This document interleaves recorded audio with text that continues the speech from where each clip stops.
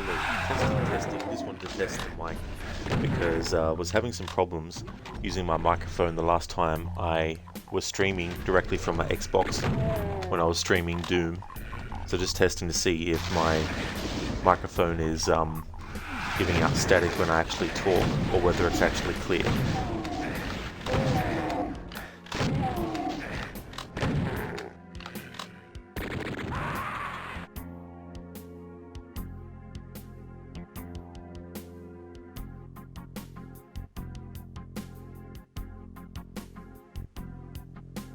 Alright, so I've just clipped that moment so I can hear it back on loop.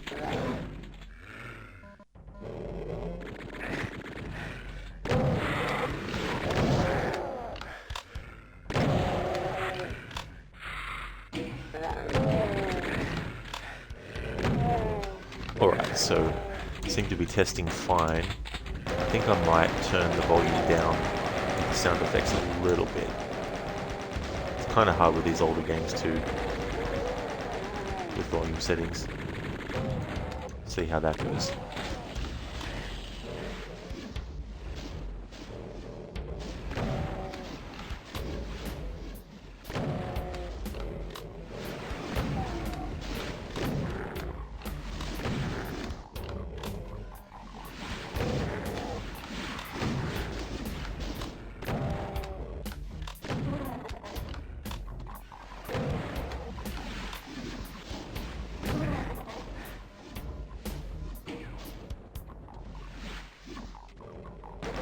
No, they'll need to come down a bit more for the sound effects. Usually in games the sound effects are the loudest no matter what volume you have them at. Well, except for like at 0 or 1 or 2.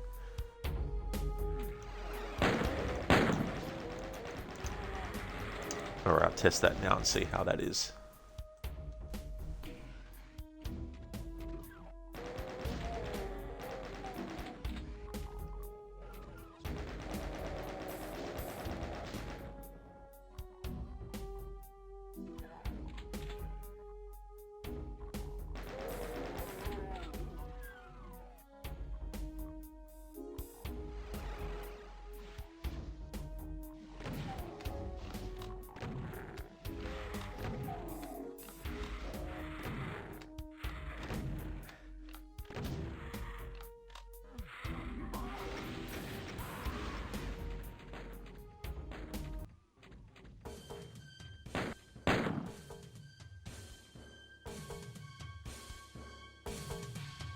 Alright, now I'll test that volume change.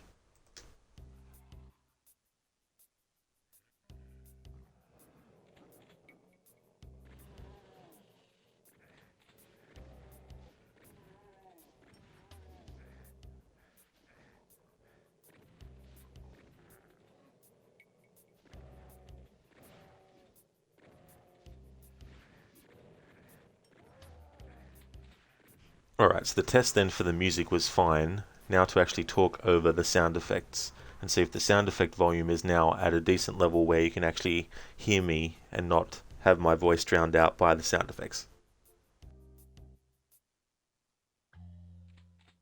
Hey there, Wicked. Welcome on in. How's things going?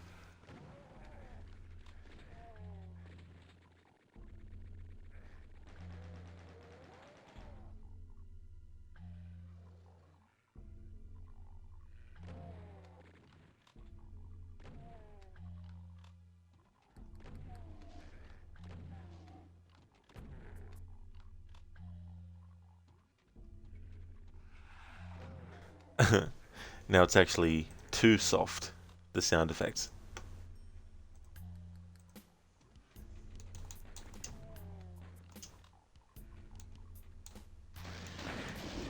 So just put it to that. Whatever. I'll be here all day otherwise. Hey there, Sona. You haven't had the chance to play any of the Doom games, although one of your cousins did have a few of the Quake games. Yeah, I played the Nintendo 64 versions of those games, of the first two Quakes. But I didn't mind them, but I didn't really sort of like... They didn't grab me like Doom did. Let's pin that message to the top of the chat. Alright, so welcome to my playthrough of Doom 2 Hell on Earth. I've played this game before, but I've never actually finished it. And I probably only did like 2 levels, if that, however long ago. So this will be my first full playthrough of Doom 2 after all this time.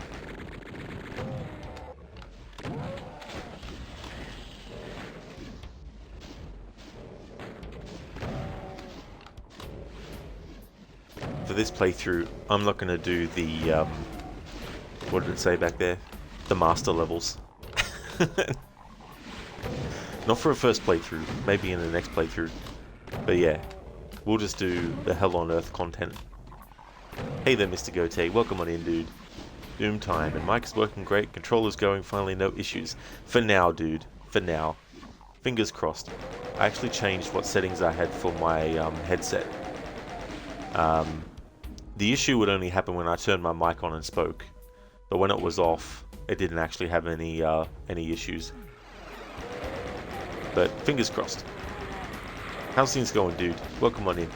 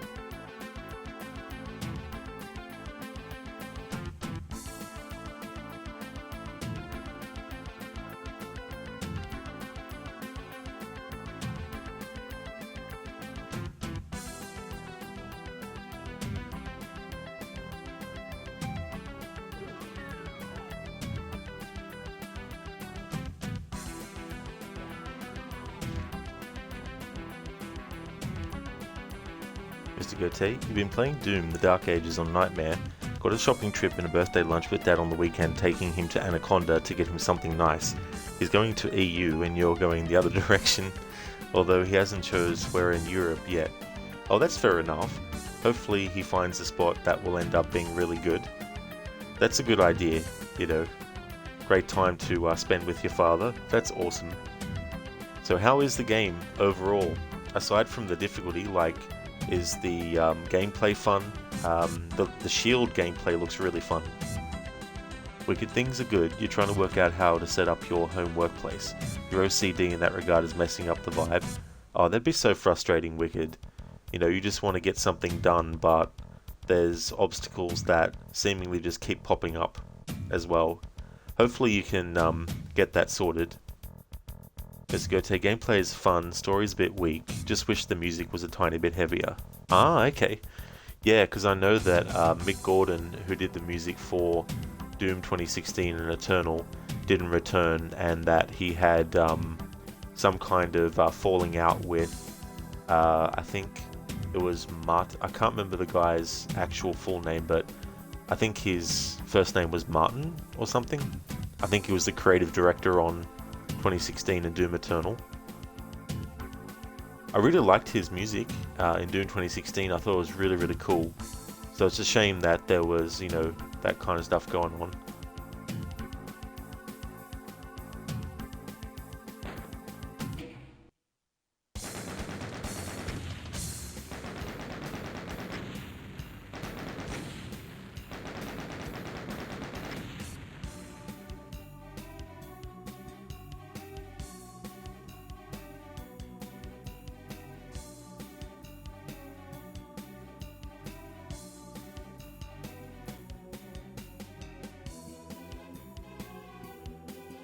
Hey there, Wolfie. Welcome on in.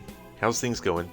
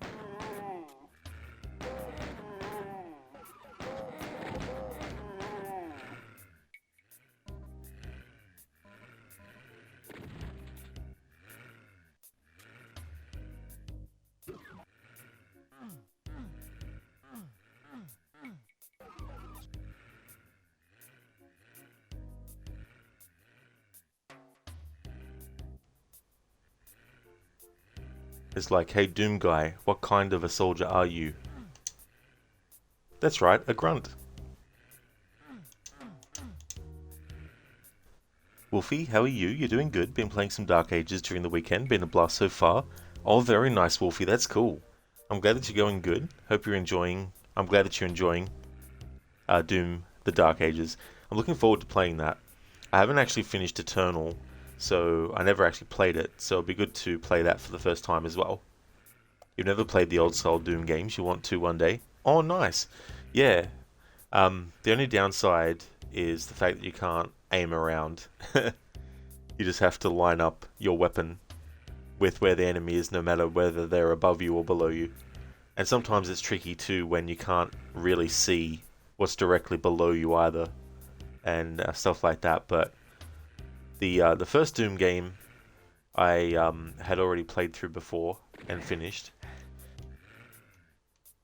What the hell? Oh, one of those assholes. I was about to say, what the hell? But this game, I've never actually finished it.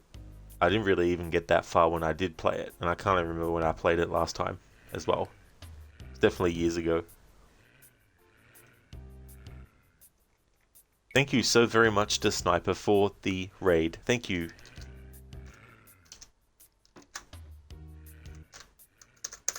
Thank you very, very much. How was Doom: The Dark Ages? I hope you had a great stream. Welcome to you and your raiders as well. Welcome on in. Hey there, AC. How's things going? Hey there, Wicked. Welcome on in. How's things going? Wicked Queen, I should say, because there's also Wicked Mr. E, who's also in chat. So I'll say Wicked Queen, so that Wicked Mr. E knows which Wicked I'm talking to. The Sniper AC recommended you come visit, and you're very welcome. Doing the Dark Ages is amazing. Well, thank you so much for taking up on AC's recommendation. Thank you very, very much for that. And AC, thank you for suggesting to raid my channel. I really appreciate that, dude. And I'm glad to hear that you're enjoying Doom the Dark Ages. Been looking forward to it. I've seen certain bits of gameplay of it, and the using of the shield seems very, very fun. AC is go good. Bring you more Doom Slayers? Absolutely. Yeah, I'll be doing Doom, which I've already done, but Doom, Doom 2, and then Doom 3, and then Doom 64, although it'll be the 2020 release that I'll be playing, and then going through 2016 Eternal and then the new one. Cheers to Sniper. Yeah, oh no, that's alright, Wicked. No problem at all, Wicked Queen, I mean. Yeah, like, sometimes there's certain names, and, like, you don't know if the person who made their username wanted it pronounced a different way to how it might seem, you know? Which is understandable. But that's cool, so it's Wicked Queen, nice. Thank you very much to Sniper. I don't have a beer right now, but I do have a bottle of Coca-Cola.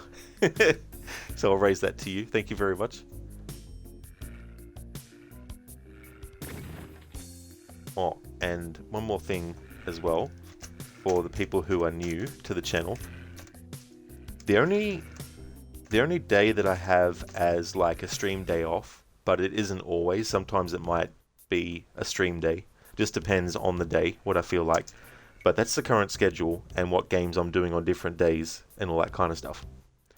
The Sniper works the same. Whatever is handy makes a good cheer. Oh, absolutely, for sure. I hope you enjoy your beer. And the Sniper, thank you so very much for the follow as well. I appreciate that a lot. Thank you.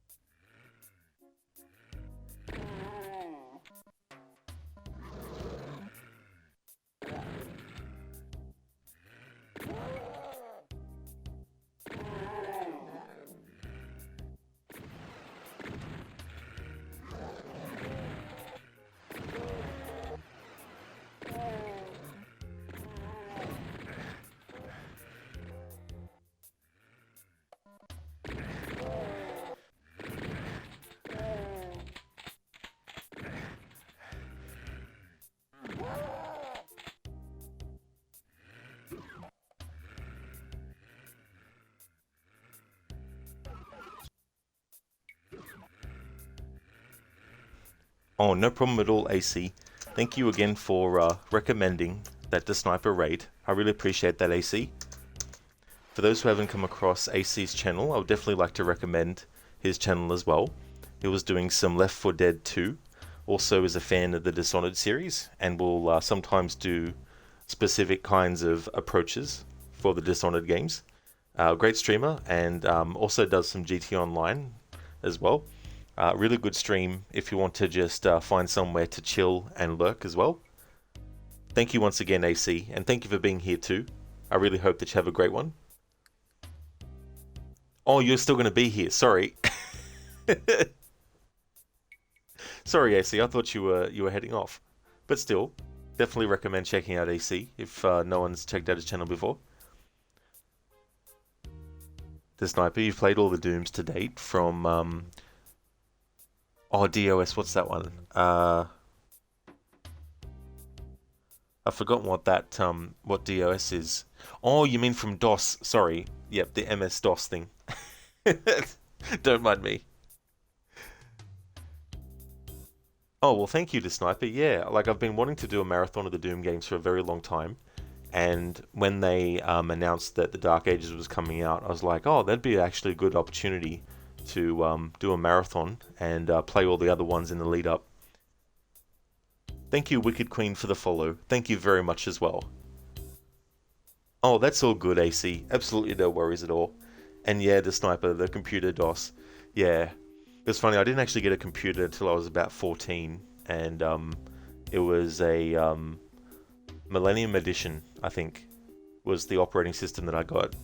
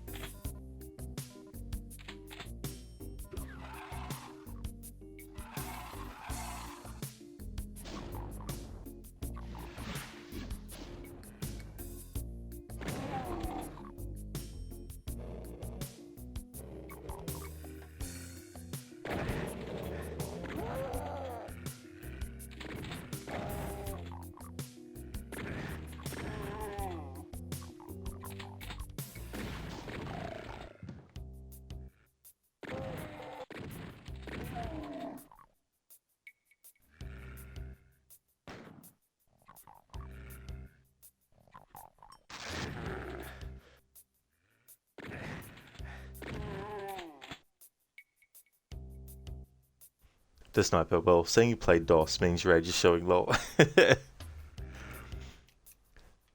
be good sometimes to just pause time and be like, yep, this is good enough.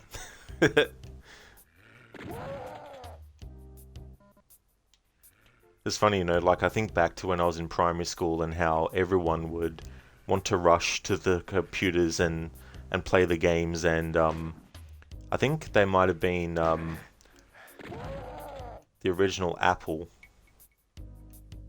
computers, I think, maybe.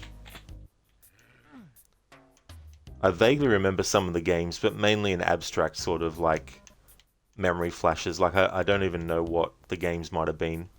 All I know is that there were games that were in black and white, but I couldn't remember and couldn't even say what some of them were. Usually Apple IIe back then.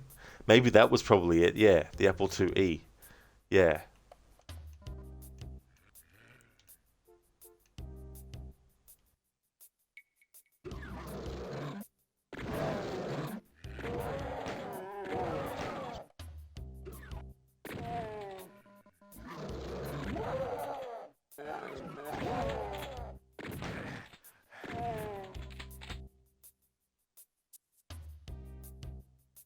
Nice.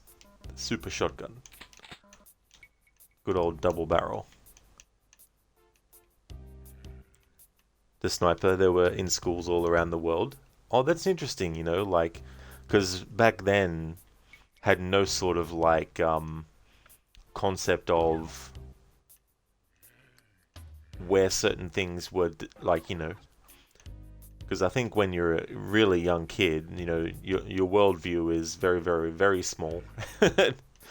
And it's not until you get older that you start to realize that there's a lot of different things all around the world.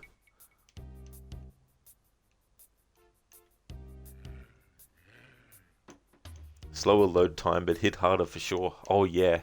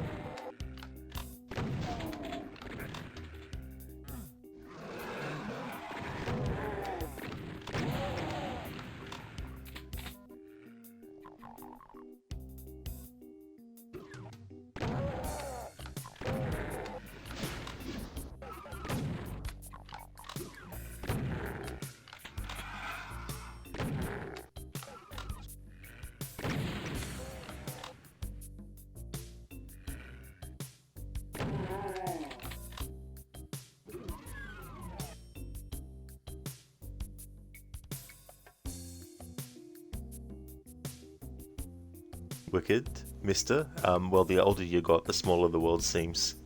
Yeah, that can happen too as well. That's for sure. There's also times too where you'll be out doing something and then all of a sudden someone comes along and is like, hey, and you turn around like, whoa. People that you didn't expect to see, that you see again after years and years and years, and you think to yourself, what a small world it can be.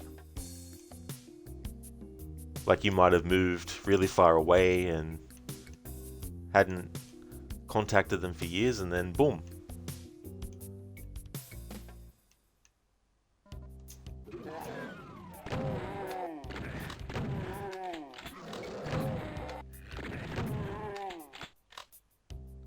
The Sniper, back when games were simple to play, hard by level, and fun overall.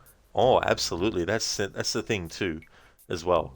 And I think sometimes like simple games can still be fun even to this day as well. And then there's a lot of stuff that was in older games, the very very basics, which are still in even new games these days that aren't even trying to be an homage to something from a long time ago. Oh, so it's Australian, the Sniper, yeah. Yeah, it's funny though with the accent because I've had some people think that I'm actually British, but I think that might just be because of some of the ways I pronounce words. Because when I was growing up as a kid, a lot of the animated stuff and a lot of like live action shows I watched were either from America or were from Britain.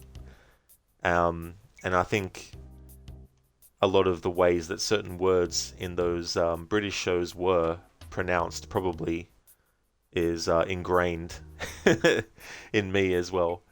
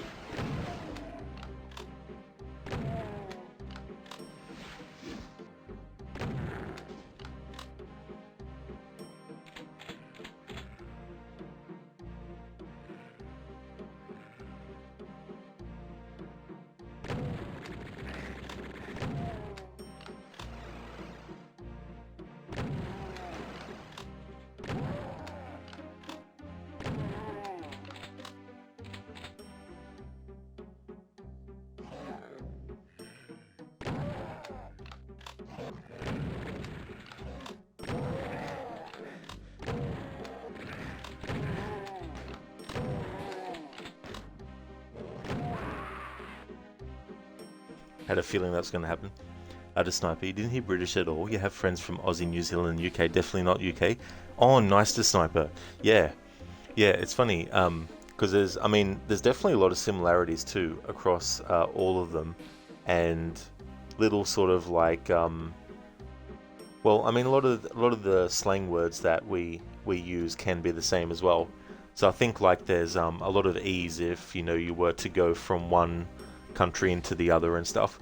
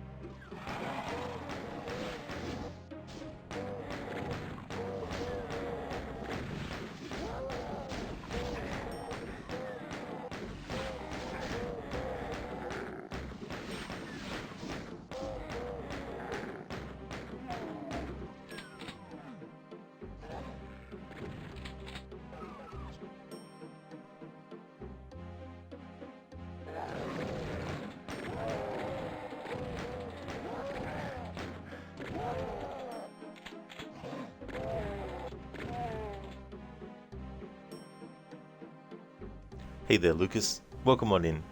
Nope, isn't it obvious that Rod has an American Southern accent? If that's the case, then this is a Italian accent. Oh yeah, mate. How's it going? See, that's a good Italian accent. How's it going, Lucas? The sniper. A few nuances are the same, like bin, kebabs, and quite a few others, but the accent is definitely different. Yeah, that's it, and I've definitely had some people be like, "Oh, you sound like you're British," and I'm like, "No, no."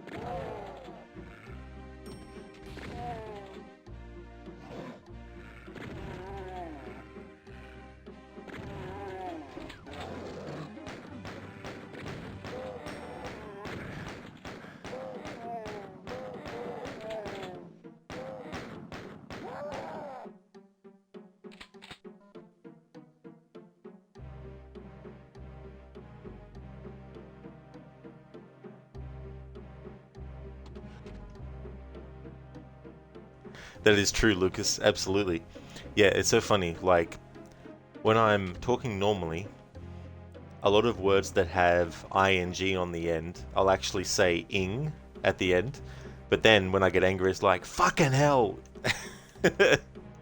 Then I'll actually start to have the n. So it's like fucking instead of fucking, you know.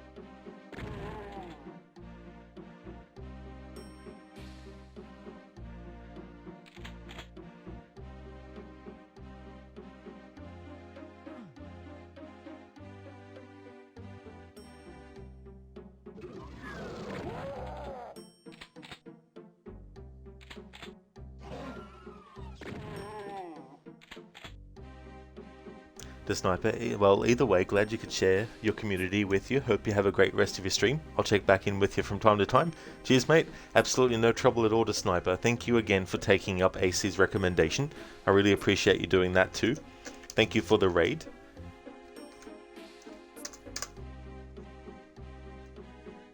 Would definitely recommend checking out The Sniper if you haven't come across his channel before. Is doing a playthrough of Doom The Dark Ages, which of course is the new entry in the Doom franchise. And thank you once again, The Sniper, for that. I hope that you have a great one.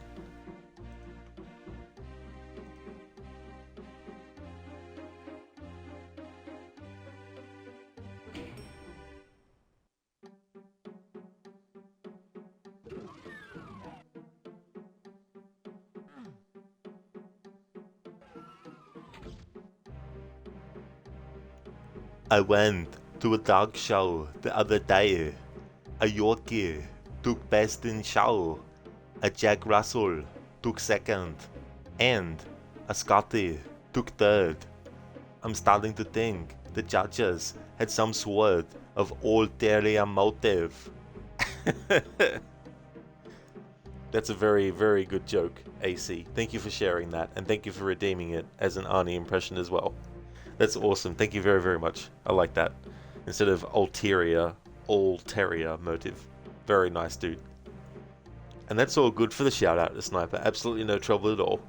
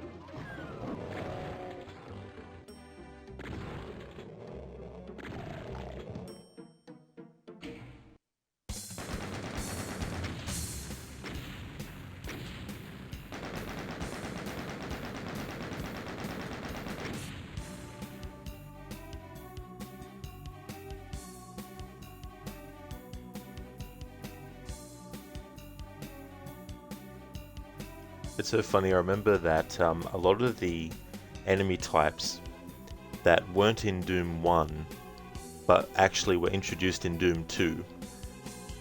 Because I never played Doom 2, even back in the day, when I was playing Doom 64, back when it came out, that was actually my first Doom game that I had played back then, with the previous one being Doom 1. So a lot of the enemies that are in Doom 2, I already have experienced them, but in a later game as well. So it's not anything new to me. So seeing that chain gunner guy, and seeing like later on when we see the pain elementals and all that kind of stuff, but it doesn't diminish from this so far. And it is interesting to see those in the original introduction of them into the series. Even though the Doom 64 game is still, of a similar kind of graphics as Doom 1 and 2, they do still do a little bit of differences here and there, and with how they look as well, but not drastically though. Not to the point that like Doom 3 does, for example.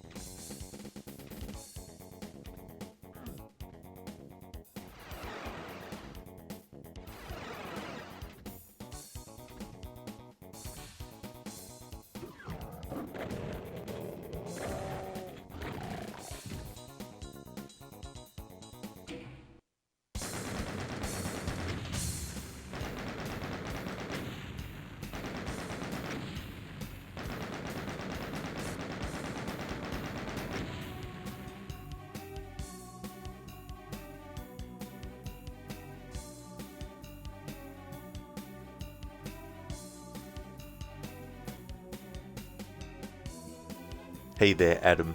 Welcome on in, dude. Doom, let's go. Have fun, Rod. Love to see some rip and tear. And you are playing all of the Dooms? That's awesome. Absolutely, Adam. Yeah. Yeah, I won't be doing Ultimate Doom though, but yeah, I'll be doing Doom 3 after this, and then the Doom 64 game, and then 2016, then Eternal, and then the new one, the Dark Ages. This is one that I haven't actually played all the way through before, and same with Doom 3 as well. I've played a bit of Doom 2 and Doom 3 before, but never finished it, and I've never played Doom Eternal at all before, so that'll be a first playthrough for Doom Eternal. But I've played Doom 2016 a few years ago though. But yeah, I thought it would be a good opportunity to do a marathon of these games with the new one having come out, and I don't mind that the timing's not exact, you know what I mean, because it wasn't until I saw the release date recently where I was like, oh, that's when it's coming out. Well, that's fair enough, because by the time I get to that game, because who knows how long it will take to do Doom 3 even, because I haven't played it before. And obviously, by 2004, the way that first-person shooters were designed was very different to Doom 1 and Doom 2, of course, because you're talking like, you know, an 11-year difference between the original Doom and Doom 3, and then a 10-year difference between Doom 2 and Doom 3, you know. You remember playing Doom 3 as a kid and was scared of it? Oh, don't blame you though, Adam. Oh, that's for sure. I wasn't sort of expecting it to be like a survival horror kind of approach, so back when I first played it, I didn't really enjoy that, because I felt like Doom was supposed to be more just get in there and just, you know, blow demons to hell, and, you know, not sort of like sneaking around and, you know, all that kind of stuff. But now that I know that that's what Doom 3 is, I'm definitely more open to it now. So even if I don't end up liking it, I'll still play through it, you know, just so I can have played through it at least once.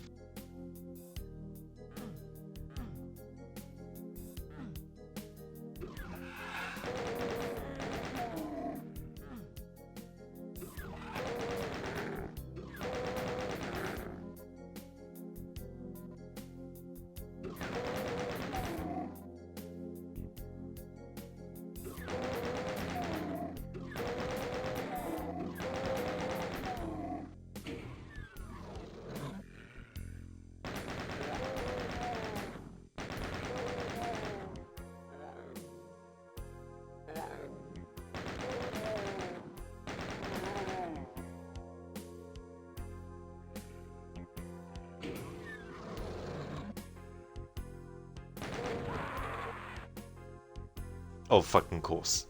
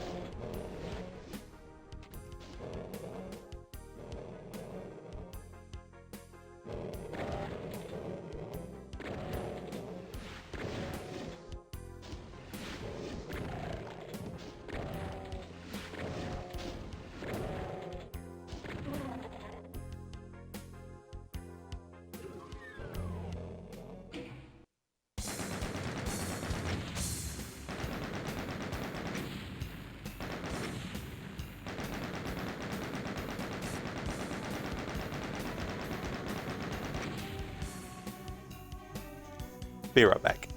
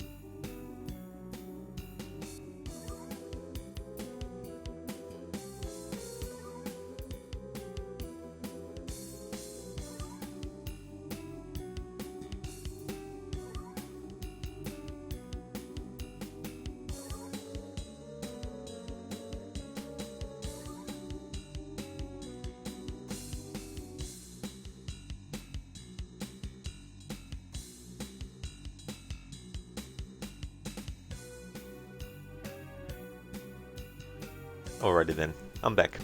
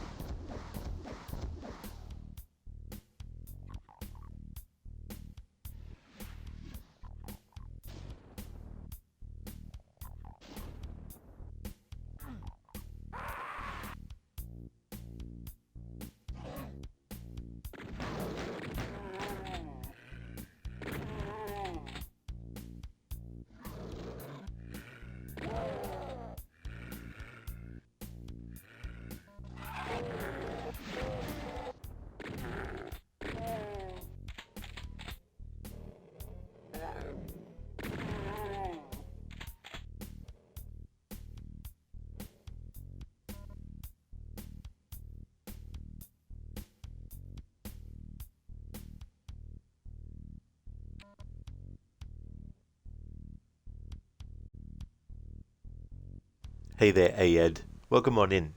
How's things? Adam, by the way, how are you controlling Doom Guy? Like, is it WSAD? I think you can't use mouse in this game, right? Oh, I'm playing on the Xbox, so I'm just using my controller. But yeah, with the movement, I think it was the WASD to go forward, back, left, and right strafe. Um, but I think the original Doom, and maybe even this one too, I don't know if mouse support was a thing straight away. Hey Ben Darren, you tried these recently, it's usually the arrow keys on keyboard. Threw you off a lot unlearning WASD. Yeah, that's the thing too, like you get so used to doing things in the way that it becomes standardized.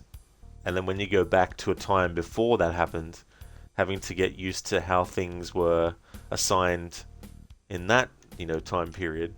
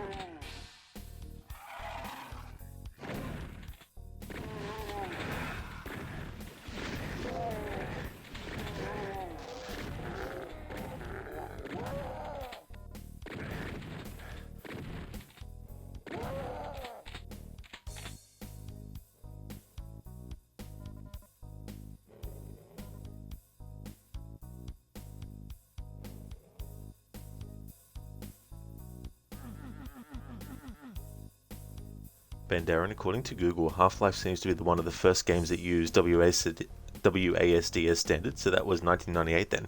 Oh wow, so that's how long it took. Yeah, 1998. Back when I was 14 years old. Back then. As much as there's things that were great when I was younger, there's definitely some things that now that I have them, I wouldn't want to go without them. One of them is high-speed internet. I would not want to go back to a time where it was dial-up speed.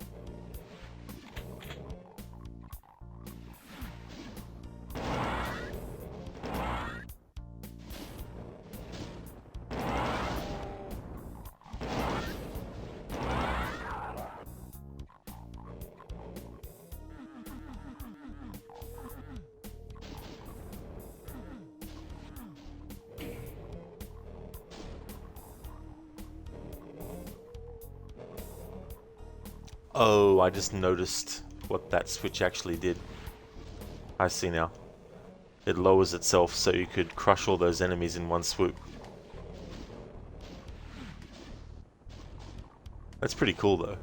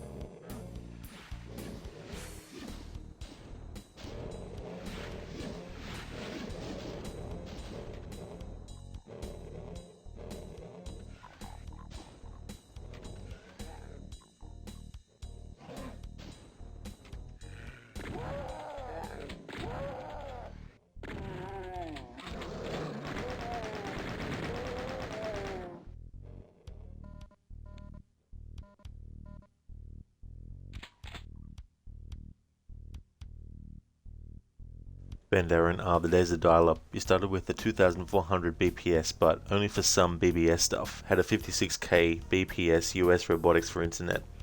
But yeah, the days when it took 1 minute for a web page with just text and perhaps a picture to load. That's true too as well, and just the layout of stuff too. The different kinds of because obviously a lot of it was just, basic HTML and all that kind of stuff, but also like the status bar and like how the window frames were and all that kind of stuff, and when downloading something that was even like 3 megabytes on dial-up, like now it'd be like just instant, but back then it could take like 20-30 minutes, if that. It might even take longer.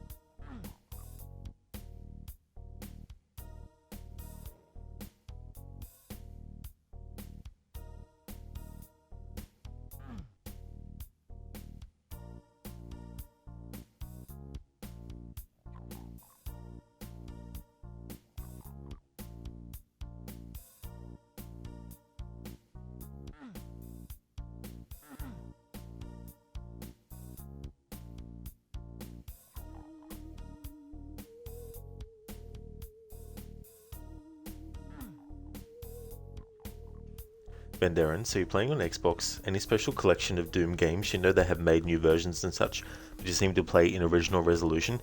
Yeah, I've got it set to 16:9 in the options, and I think for the Xbox version of this, they give you an extra level, but the version I'm playing was the one that was released, I think it was in 2019, whereas there was a Doom 2 and the original Doom as well. I think that were Xbox 360 that were released too.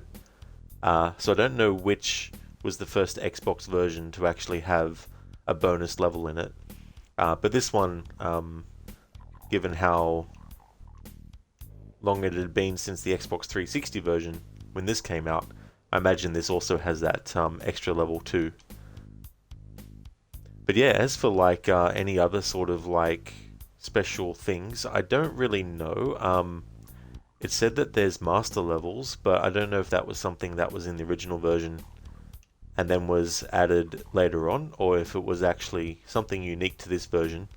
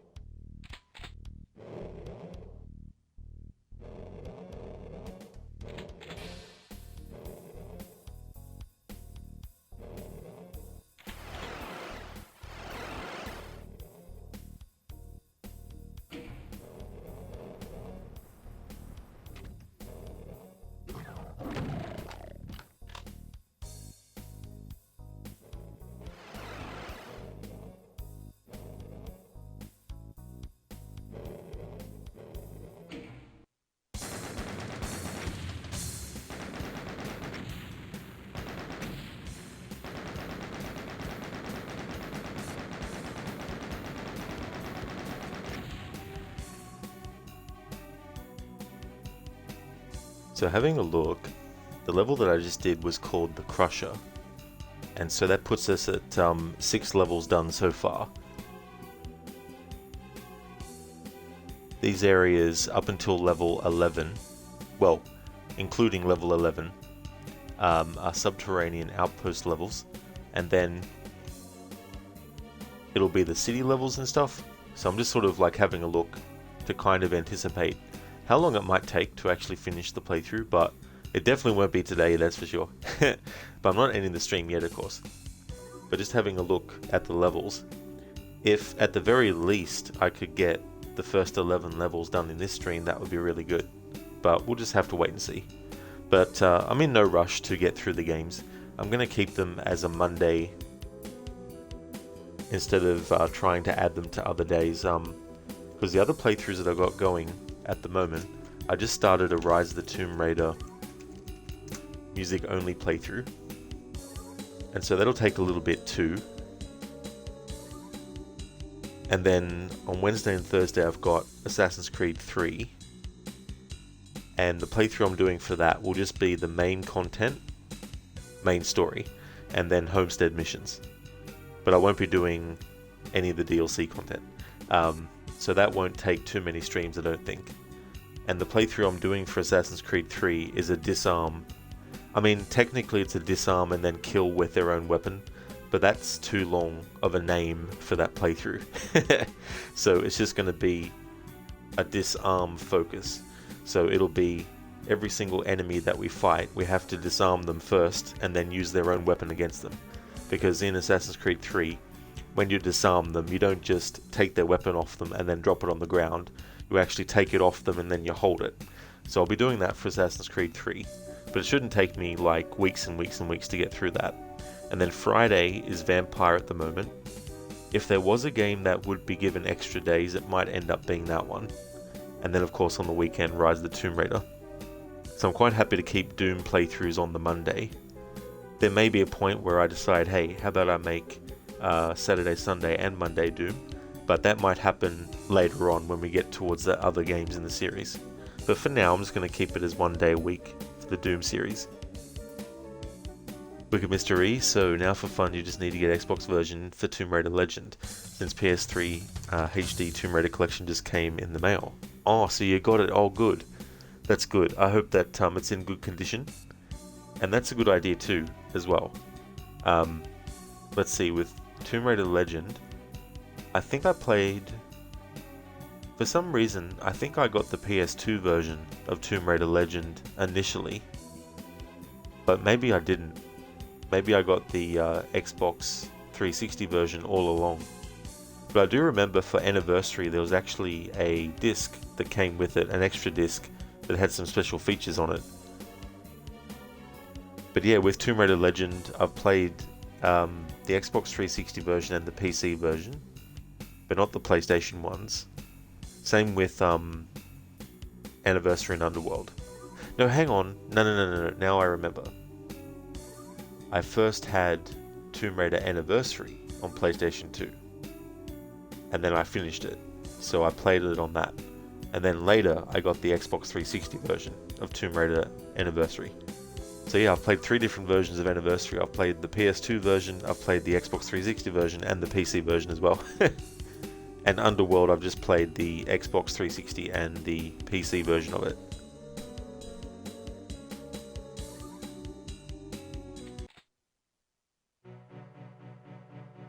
Dead simple. You have entered deeply into the infested starport, but something is wrong. The monsters have brought their own reality with them, and the starport's technology is being subverted by their presence. Ahead, you see an outpost of hell, a fortified zone.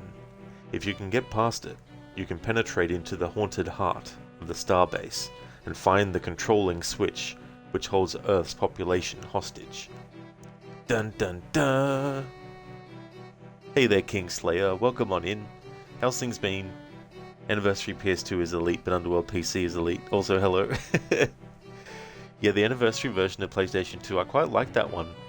And I think it was close enough to the PS2 that it wasn't like too big of a drastic kind of like, I don't think it's too big of a, maybe it is, maybe in my memory it isn't, but I seem to think that the PS2 version wasn't that far less quality than the Xbox 360 version. But maybe not, because There's so many different games that have so many different versions, and sometimes it's hard to remember which version I actually did have and which one I just saw being played and all that kind of stuff. Wicked Mystery, you found out that there are Tomb Raider Underworld for PS2 and it's kind of cursed port. Oh, yeah, I heard that one is terrible. I mean, one of the things about Underworld that really pisses me off is the camera. I hate it in games where the camera will just completely switch on you in the middle of trying to get a jump, and it puts you off, so you'll end up fucking the jump up. So I wish that, I wish that in a remaster that they actually fix that. It'd be good. It's so bad, is it, Kingslayer? Or do you mean Anniversary on PS2 or Underworld on PS2? Hey there, Senny. Good day, dude. Welcome on in. Doom is going well. It's been interesting to play this one because I haven't actually played it all the way through, and I've definitely not played, I don't think even one, maybe just like 2 levels, I think, years and years ago. And so it's really cool to experience something new in these old school graphics because not much has changed graphically from the first game, but it is cool to see something new that I haven't actually seen before in this sequel. So yeah, it's going pretty good. We did the first 6 levels. We're up to the 7th one now. There's quite a few. There's some bonus levels. Well, there's some secret levels, but I'm not worried if I don't get those ones. But there's also a bonus level on the Xbox version. So if I don't count the 2 secret levels, then there's actually 31 levels in total. How's your day going today, dude? That was a really cool video that you linked. It was really cool to see Shahbaz's sort of like reinterpretation of Altair's Philip. That's his first name. I was blanking on his first name. It was really cool to hear him do Altair but with an accent, you know. It'd be cool to hear him do the Bloodlines content. Kingslayer, also you couldn't crush the monsters in Underworld in PS2, or you didn't know how and you raged as a kid. Oh, that's totally fair too, as well. And there's just some things in games where it's not really properly explained either, you know.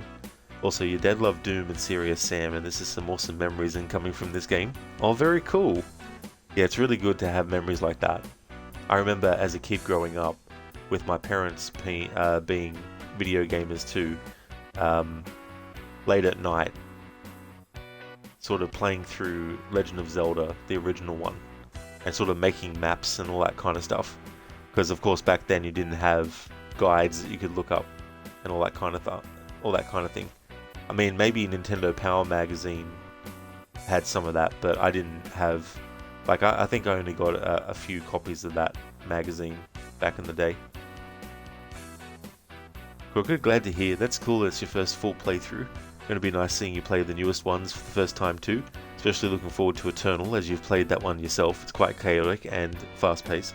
Thank you so much, Crooked. Yeah, it's really cool. This one and Doom 3, I had played a bit of in the past, but didn't continue on and finish. So that'll be good to play through Doom 3 for the first time.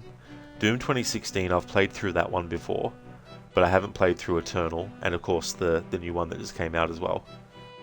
The Nintendo 64 version is one of those ones that I really like a lot. It doesn't have like a kind of like rock themed kind of like soundtrack, like metal and rock. It has more of an ambient kind of really suspenseful horror kind of thing. Kokodo, yeah, such a great performance, and it's cool to see how much he still cares about the role of Altair. Such a shame he was replaced by Kazan Var later. If they ever do a remake, you hope they cast Shahbaz again. Oh, absolutely, Crooked, you know. It's really cool because, like, it makes you wonder what decision process was behind it. Like, I know with Prince of Persia, the 2008 game, I know that Nolan North wanted to do an accent, but Ubisoft was like, no, we don't want you to do an accent. In that character's case, they wanted him to sound more like a Nathan Drake and Han Solo kind of thing. So they didn't want him doing an accent. But I don't know what happened with Philip with Assassin's Creed 1. I don't know if they if he went to them and wanted to do one, or they said no, or, you know, what was the conversation, you know, that'd be cool. Hey there, Broly, opinion on the new Doom? Haven't played it yet, dude. Yeah, I mean, I've seen bits of it, and the gameplay looks quite fun. The shield, being able to use that looks really fun. But I haven't seen too much of it though, just little bits and pieces here and there. But I'll definitely be getting to it, eventually. Kingslayer, yeah, your parents met at a computer cafe, and your mum beat your dad's ass on Counter-Strike. That's really cool that's where they met. That's awesome. It's really good.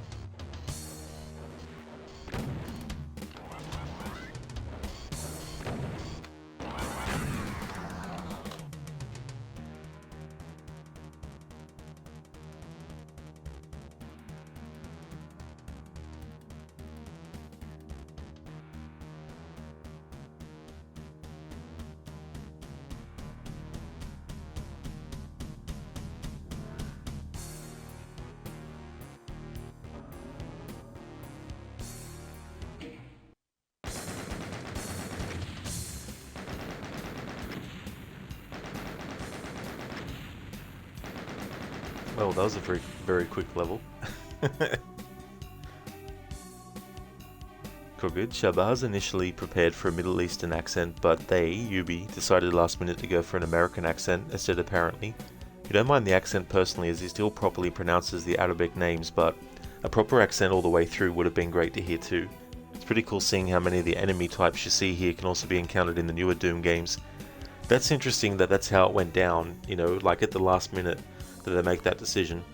That must be frustrating too, because when you think about it, if you've already done your whole entire performance as a character with one accent, then at the last minute they're like, oh, by the way, you know how you did all that dialogue and everything? Well, we need you to do it all again, but we want you to change the accent now. Like, that would have been really friggin' frustrating. And that was what I liked too, Krugid, as well, when I played the 2016 game for the first time. Like in Doom 3, they had done a lot of different redesigns for classic Doom enemy types, so in that respect, there had already been a big overhaul with how they actually looked from Doom 1 and Doom 2. However, for me, what I noticed about Doom 2016 was really cool to be like, oh yeah, that's this enemy type, you know, and see the reinterpretation of those classic enemies.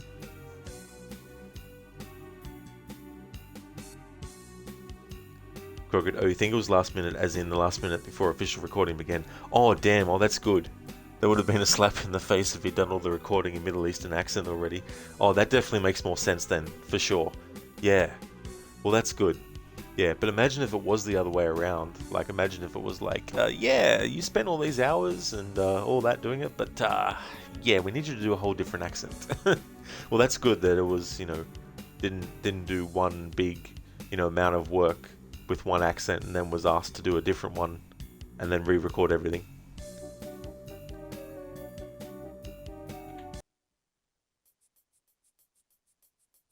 Oh, dude, I would definitely demand double pay as well if that was going to be the case.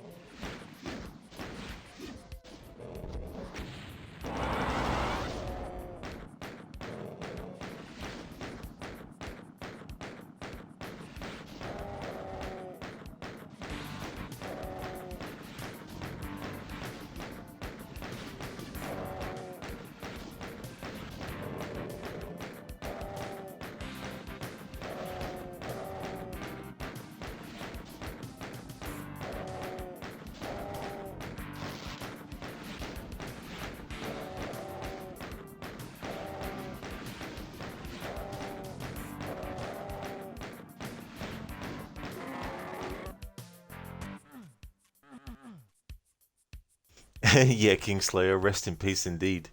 Rest in pieces.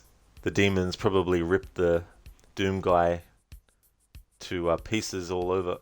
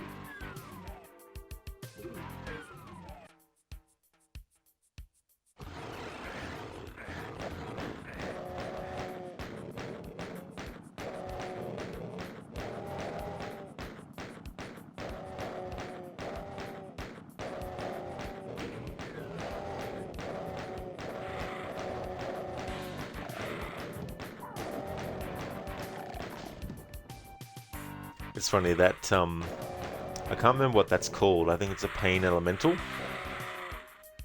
Maybe not, but it doesn't have as many eyes, but there's this creature in the movie Big Trouble in Little China that is sort of like that shape, but it's got like multiple eyes all around it, and it sort of acts as like a bit of a surveillance system for the main villain as well.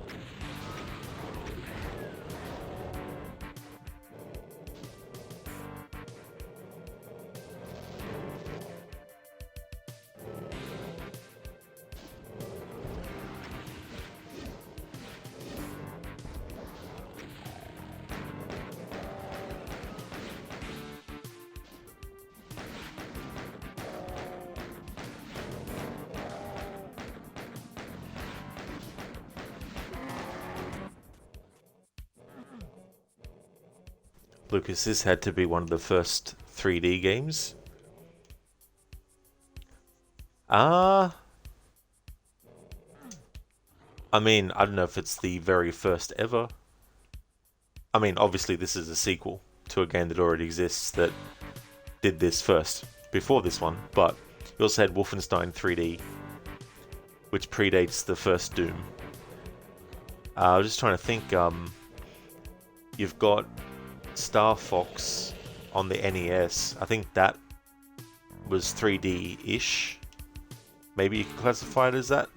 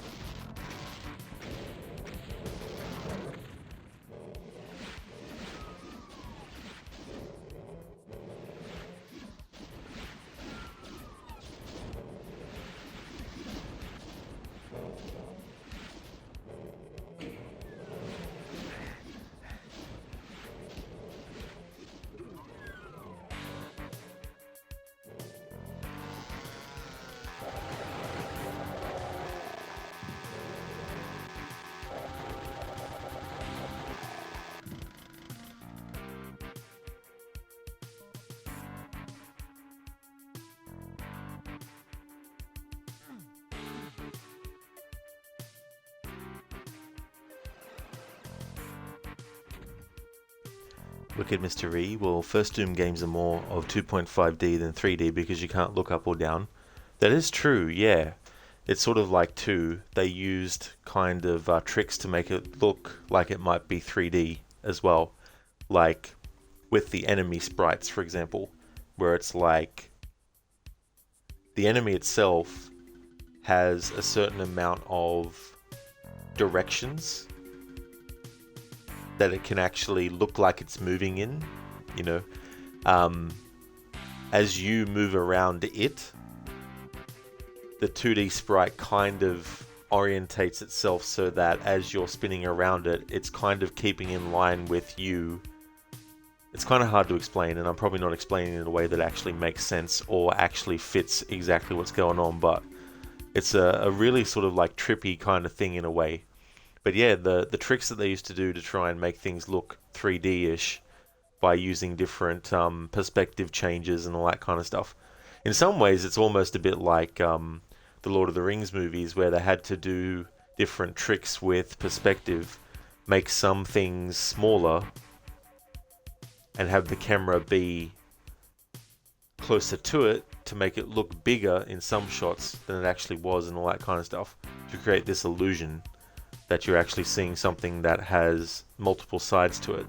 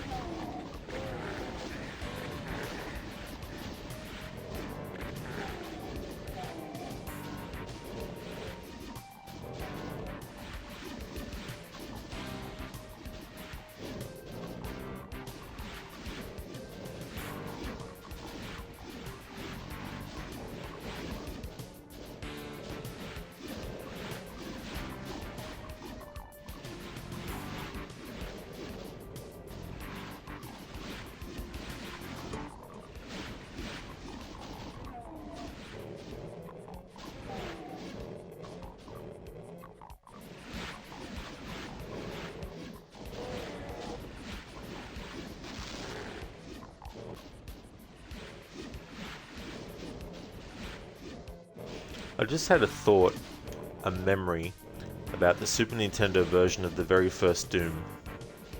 I don't think in the Super Nintendo version they were able to program it so that the enemies would attack each other.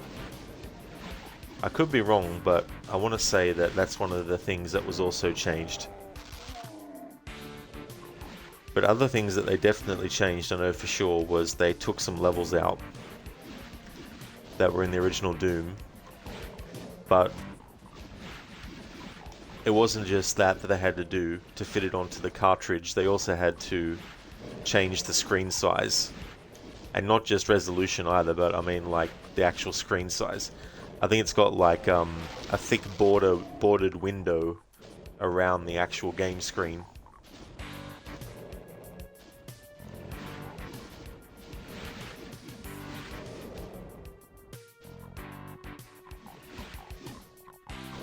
Actually, I think there was also something different with how they programmed the sprites for the Super Nintendo version too. Oh, I think it was to do with... I don't think on the Super Nintendo version of Doom 1 they actually have as many different angles that they're actually facing.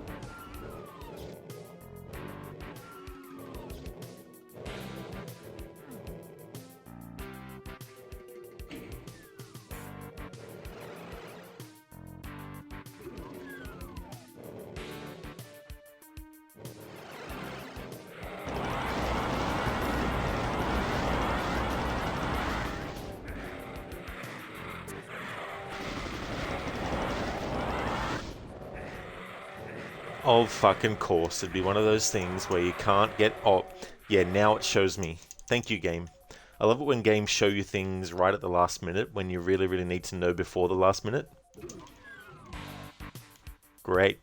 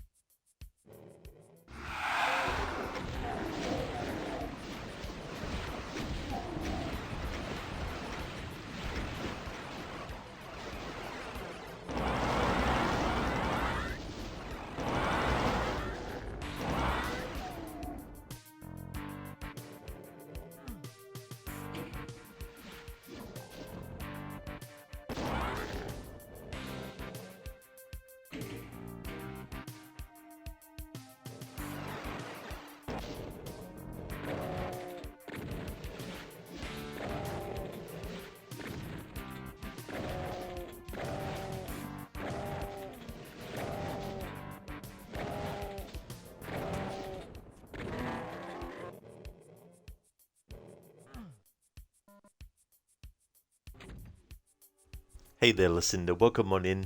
How's your morning going? I hope you had a great rest of your stream. Doom 2 is coming along pretty well. This is the first level I've actually been stuck on for a little bit. This is actually level 8, called Tricks and Traps. And there's definitely been a lot of both in this.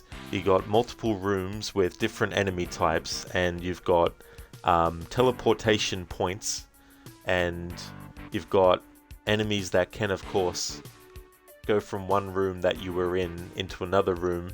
And sometimes it's good because the enemies will attack each other, but then sometimes it's bad because they'll also attack you, and you might get stuck and not be able to actually move out of the way, and all this kind of stuff. So yeah, it's been Pandemonium. I guess that could be also another name for this level, Pandemonium. But in some ways it is a bit harder. Like, they've introduced some new enemies as well. Like in the first game you have the shotgun guys, and you have the ones that do a heap of damage on you. Well, in this game they decided to add chain gun guys as well. So they can be very devastating to you if you don't actually stay out of their way and kill them quickly. And then you've got like really small versions of the...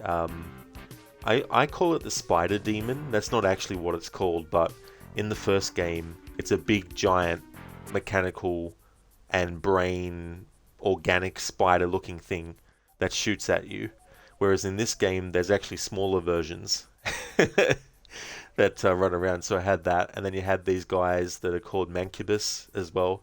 They're like these really big fat demons that shoot 2 projectiles at you at once. So they introduced that enemy type in this game and all this kind of stuff. So but yeah, in some ways it's definitely been a little bit harder, but it's been interesting though. Not much has really changed in terms of like how it controls and all that, so if you played the first one you can jump straight into the second one, no worries. Yeah, the invulnerability really helps. In that room you've got like 2 of those, and then you've got one that extends your life to about 200% as well. It sounds like it gives you more than one tactic to handle situations. Absolutely. It's quite fun to just sit back a bit and see the enemies shoot at each other, because they'll literally turn at the enemies that are behind them that have hit them, and they'll start firing back at them. So you can just sit there and be like, yep. But not too... You don't rest on your laurels too much, because then they might notice that you're there and they'll be like, oi. So yeah. But no, it's been definitely tricky. This is probably the best I've done so far with this level.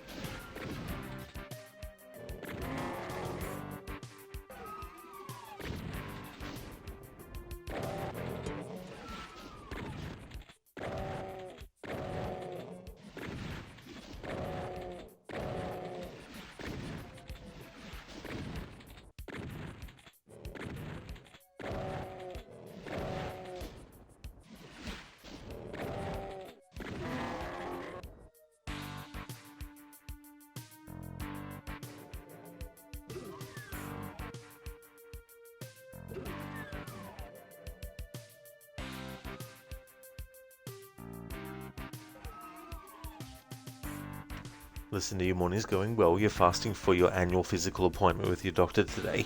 Gonna get your prescriptions renewed and get blood work done, so all you can have is water since 8 p.m. last night. But aside from that, you're off work today and will be finishing your housework you got started on Saturday. That's great that you have the day off so that you can get all that done without having to worry about, oh, I've got to rush back to work, and try to fit it into the schedule that way. That would be really weird. Like, I've never had to do that yet for anything, so I can't imagine what it'd be like to have to do that and not be able to have certain things and all that kind of stuff. But I really hope that it goes well today and that you're able to get the prescriptions that you need and all that kind of stuff. But definitely great you got work off today as well.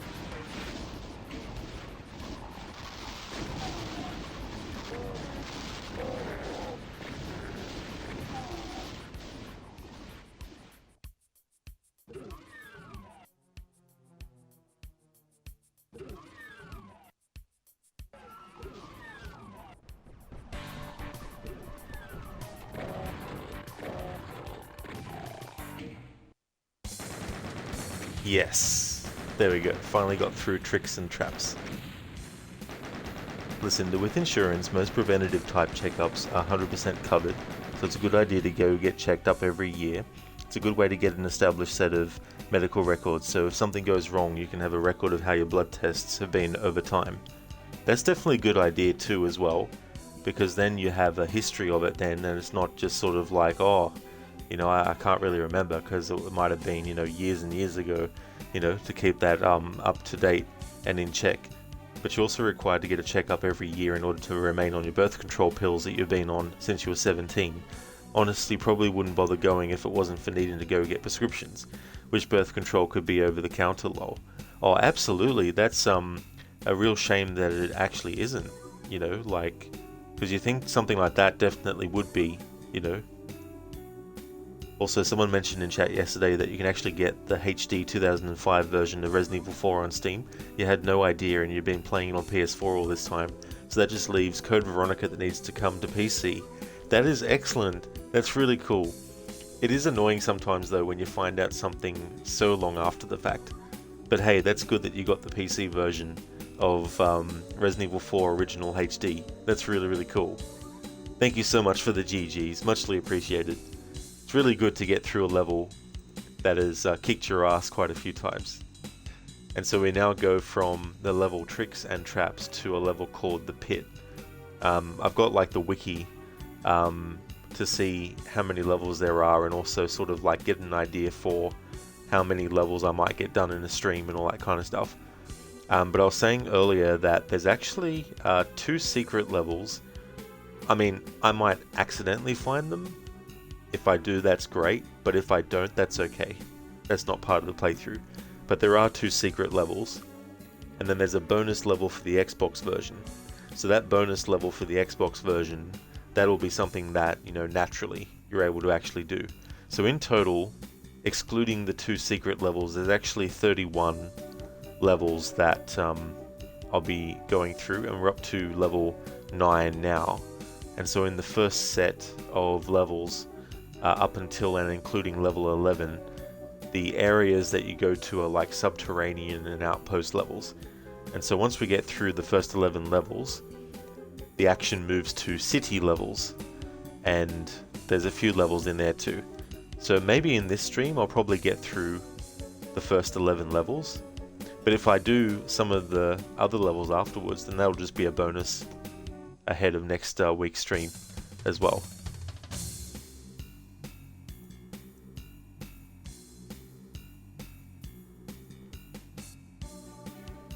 Yeah, so it'd be cool to see the ins and outs of the second game, because I definitely didn't get past the first couple of levels, because I don't know, it's very weird.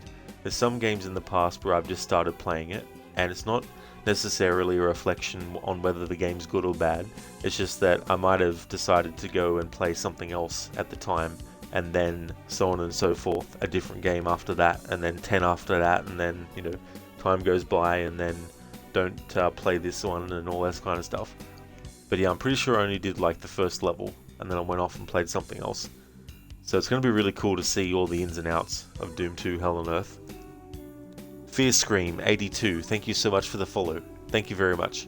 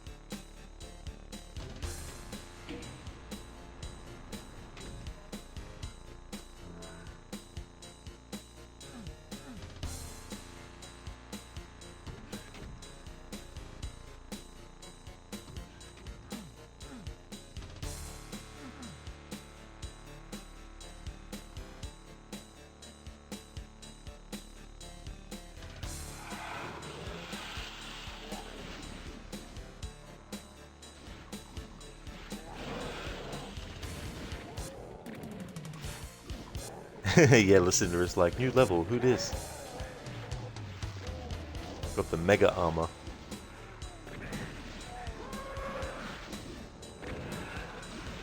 Let these enemies have at it.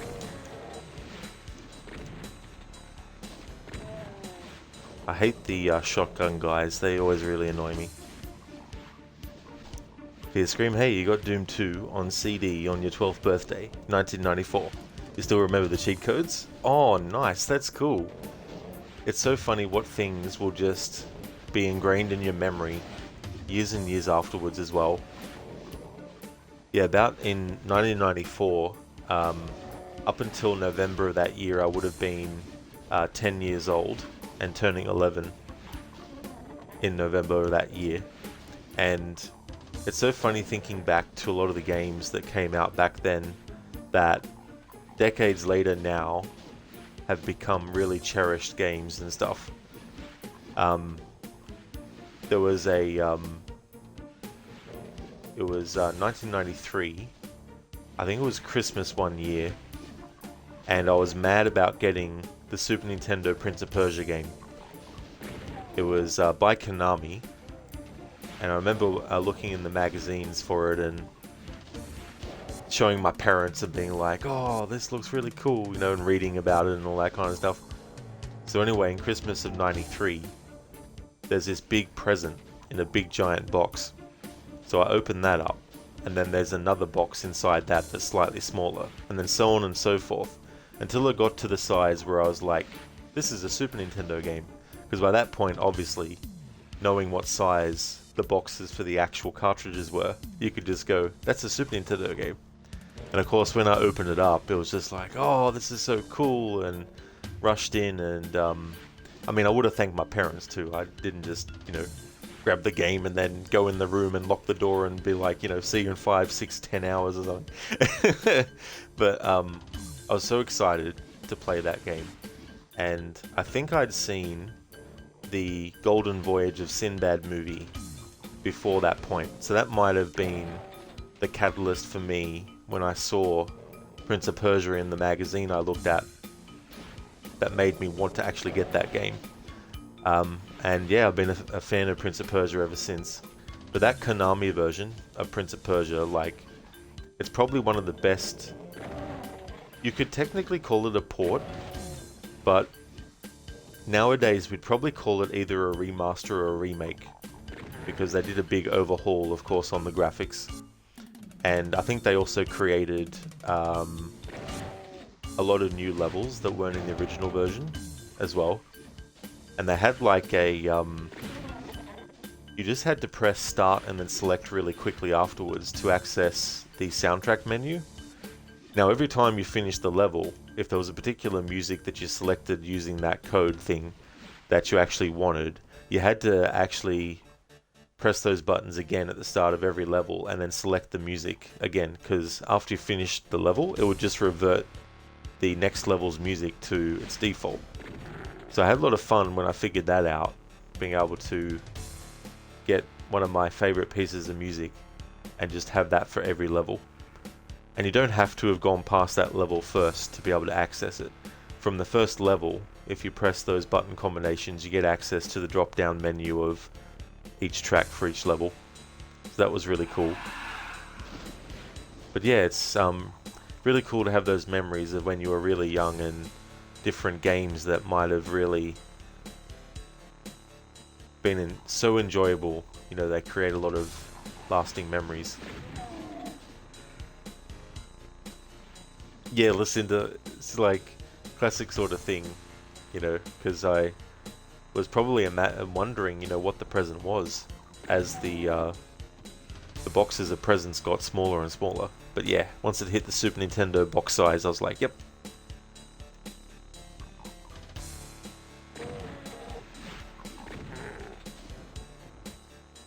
Hey there, Rosaline.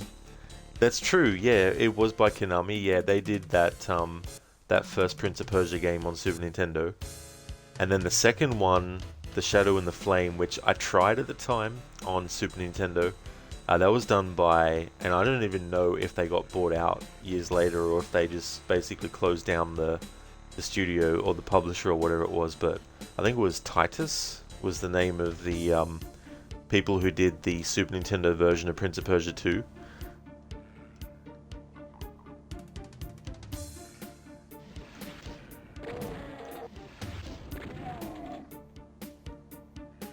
Rosaline, you thought they specialized in Yu-Gi-Oh? Yeah, they had a lot of, like they also did movie tie-in games, like Batman Returns was a side-scrolling beat-em-up. that Konami did. Then you had, of course, like obviously Castlevania and all that kind of stuff, which was another franchise that I really liked growing up.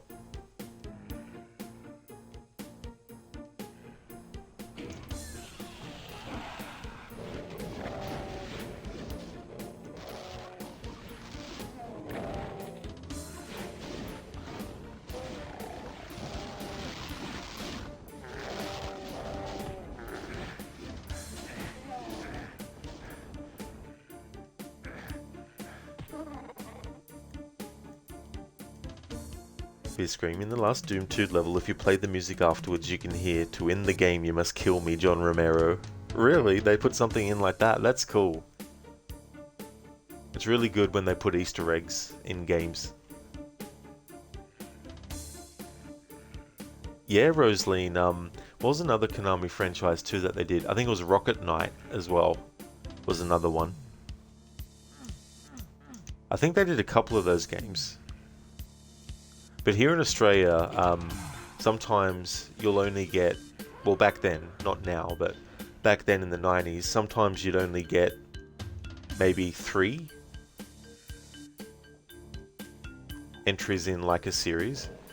Like for example, in Australia, we never got Mega Man 4, 5 or 6 on NES, but elsewhere there was. So growing up, I just thought that there was just 3 Mega Man games on the NES. I didn't realize there was actually 6 in total. I mean, years and years later they did 9 and 10, or was it 10 and 11? I can't remember if it was 9 and 10 or 10 or 11, but they did them in the old school NES style graphics, which I think was pretty cool to do. I like when they do that kind of stuff.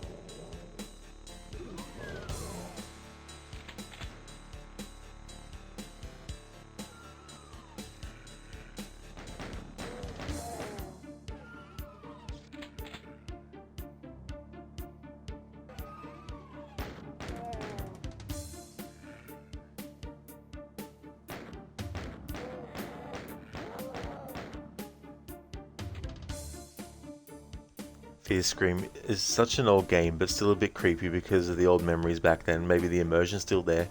Oh, for sure.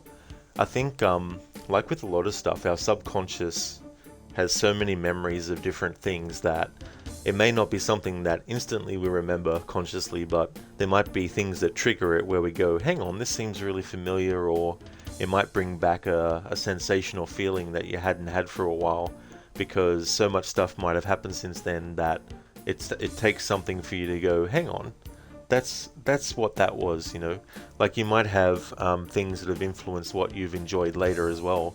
Like I know there's a lot of stuff that I watched as a kid that it made sense later on why I would become a fan of certain things.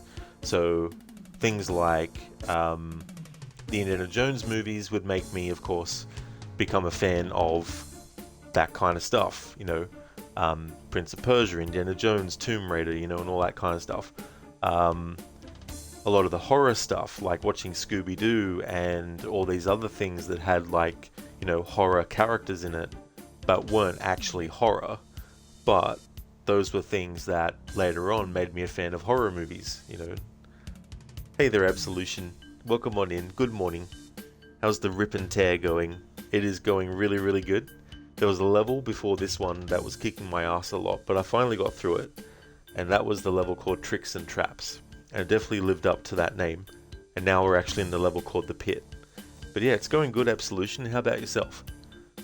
Fear Scream, it's the same for Dark Forces. It's still creepy. I remember seeing bits and pieces of that when it first came out, I think. But the Star Wars games that I was sort of playing when I think that one came out would have been the Super Nintendo ones based on the original trilogy movies. Absolution, nice. Just drinking coffee and playing Hulk? Oh, very nice. I don't know if I've played that version of Hulk before.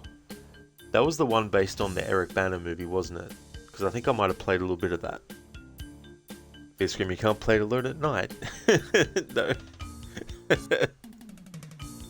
It makes me think too of like when I played the Super Nintendo version of Doom 1 back when I was probably about 11 turning 12. And I remember sometimes being really creeped out. And it wasn't late at night that I was playing it sometimes, but it was nighttime.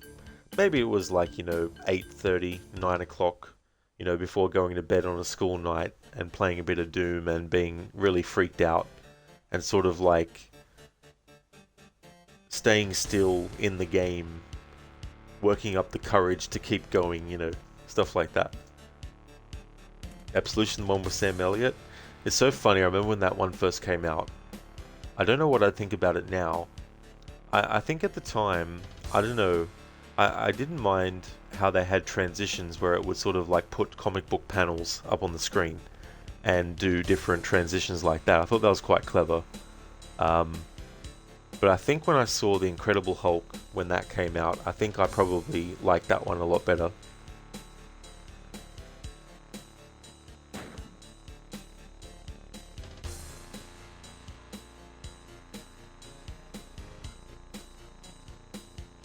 Hey there, Dobledore. Good morning to you as well.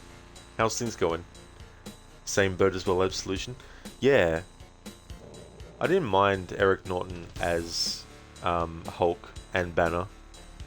Mark Ruffalo's good too. Oh, nice, Dobledore. That's good. I'm glad to hear that you're going well.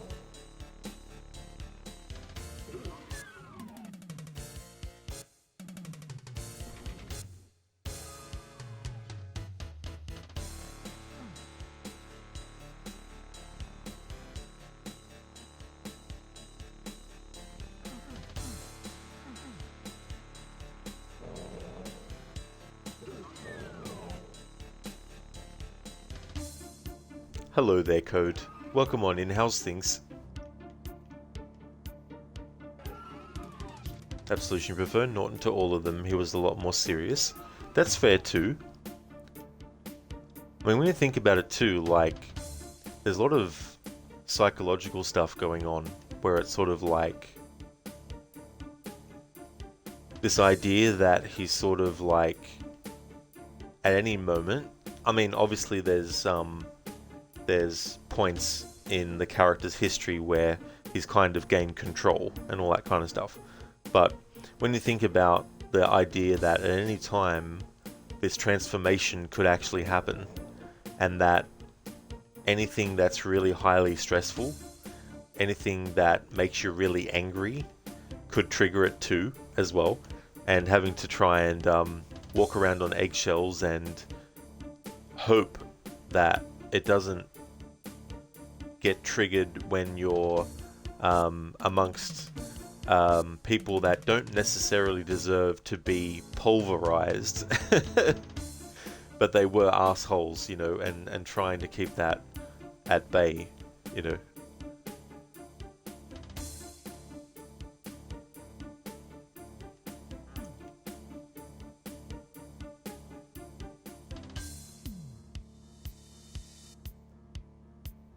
Fear Scream, Lou Ferrigno, oh yeah.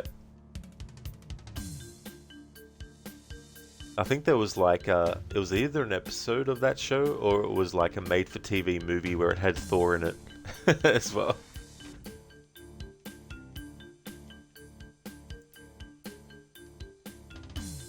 Code, you think you're not gonna eat any of the lava tuna you had on the weekend? Your insides are crying out aloud for the last 32 hours. Your insides are like, Code, please, no. Enough.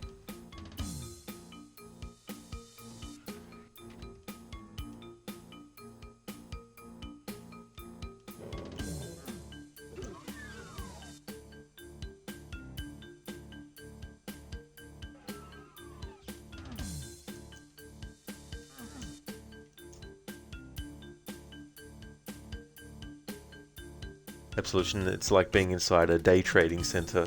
Oh, really? Code, even though you have had your flu symptoms drop like 75% down because of the tuna. Well, that is good though. Like, it's good that it's gone down by that much. It'll be really good when it's 100% gone for your Code. Fear Scream, you not like the classic soundtrack? Sound new? Oh, not sure what, which, like this game. I think it's a quite cool soundtrack actually. I really like the music in Doom 1. And so far I've liked the music in this one too.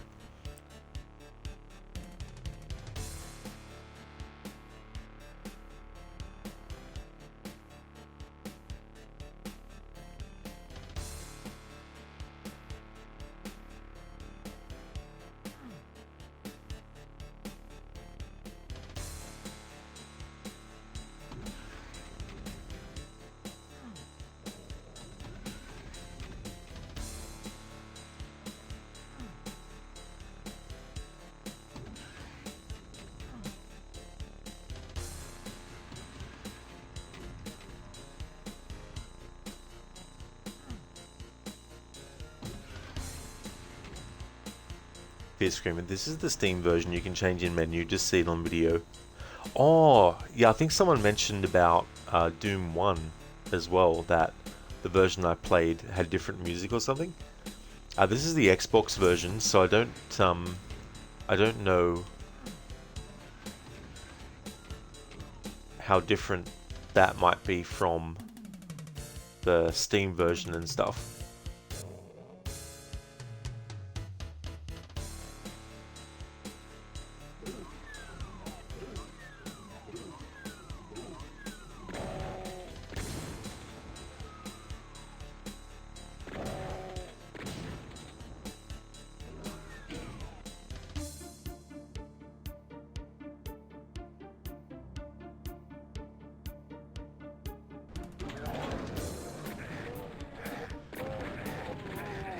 That son of a bitch of a fucking bloody asshole of a fucking thing.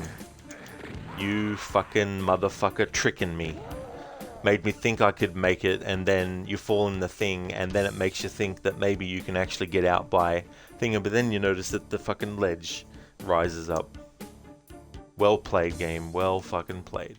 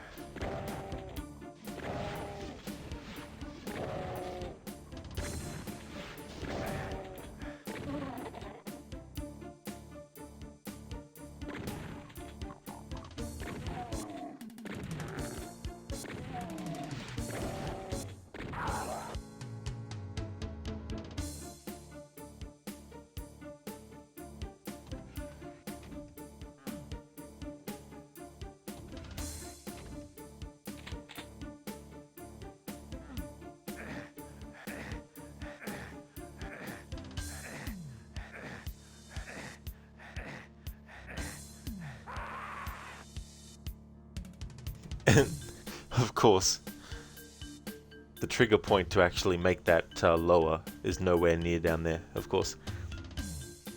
Absolution, since we're talking about Hulk, you think Doomguy's rage can match Hulk's? I don't know. I mean, Doomguy doesn't turn into a big hulking monster, so I'm not too sure. There was a game called The Suffering that also got a sequel as well, and in that game you can become this beast type thing, which also reminds me of the Super Nintendo and Mega Drive / Genesis game Zombies Ate My Neighbors, where you had like the ability to turn into this big monster temporarily by drinking certain potion. Exactly, Lucinda. It's like, why are you so mean, game? Come on. Like, holy shit. But yeah, the game was like, sucker. Absolution, it was like, nah. Exactly. It's like that Dennis Nedry character in Jurassic Park, the first one. How he has that sort of like little version of himself on the screen that goes whenever someone tries to access what he's actually put a password and stuff on. Hey there, Cynical Son, welcome on in. How's things? I really like the music. Cynical, yeah, it's really cool. There's a lot of tracks in this game that I haven't actually heard, because when I played this the last time, many years ago, I don't think I even got past the second level maybe. But I've really enjoyed the music so far. The progress is going good, Mr. Gote, actually. This is level... what was it? Level 9. There's actually, including this one, there's 3 levels left in the subterranean and outpost section of the game. Via screen, most of the guns are toy guns, scanned and flipped, or a bit of a rebuild. That is really cool that that's how they did it. It's cool to see the little tricks and stuff that they did way back when. Absolution, oof. Now is your rage matching Hulks? You didn't say the magic word? No, not yet. I haven't actually gotten to that level with this game yet. There was episode 4 of Doom 1, that particular part that I got up to that I got stuck on for a while. That was really fucking annoying. But yeah, that was funny too, Absolution. I was like, you didn't say the magic word.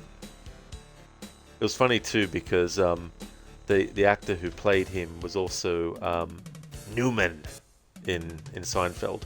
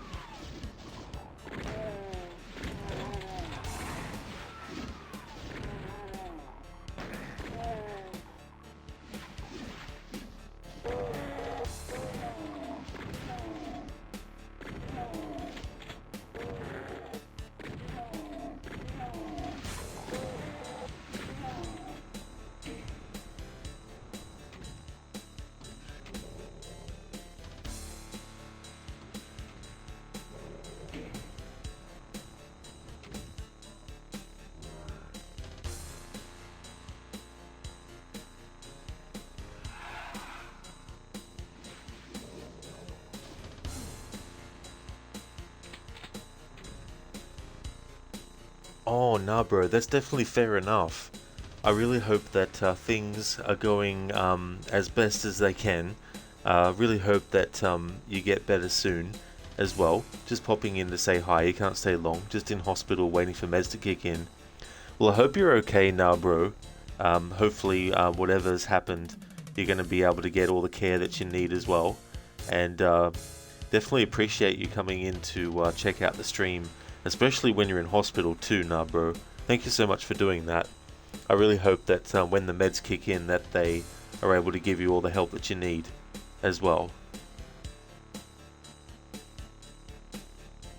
Hey there, Ogorki. How's your day going today?